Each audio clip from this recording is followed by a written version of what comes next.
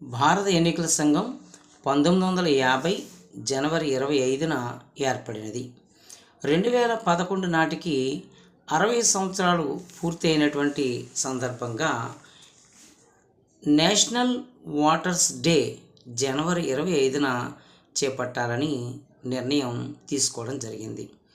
ఈరోజు 2025 జనవరి 25 నాటికి 15వ ఓటర్ల దినోత్సవం జరుపుకోవడం జరుగుతుంది. అయితే ఓటర్ల దినోత్సవంలో ప్రజాస్వామ్యంలో ఓటర్లను చైతన్యపరచడమే ఒక ముఖ్యమైనటువంటి అంశం.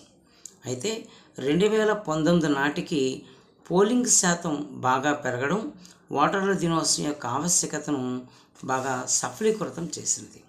ఈరోజు 90.30 లక్షల మంది ఓటర్లు ఓటు హక్కును వినియోగించుకుంటున్నారు.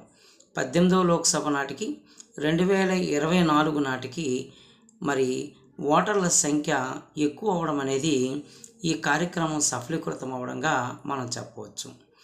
రైట్ టు ఓట్ అనేది చాలా కీలకమైనది. 326 నిబంధనల ప్రకారం ఓటు హక్కు మన రాజ్యాంగ హక్కు అంటూ మరి తెలియచేయడం జరిగింది. 19(1)(a) ప్రకారము ఓటు వేసే పరిస్థితి దేశంలో ఎక్కడైనా ఉండాలని సుప్రీంకోర్టు పలు కేసుల్లో తీర్పు ఇవ్వడం అనేది జరిగింది.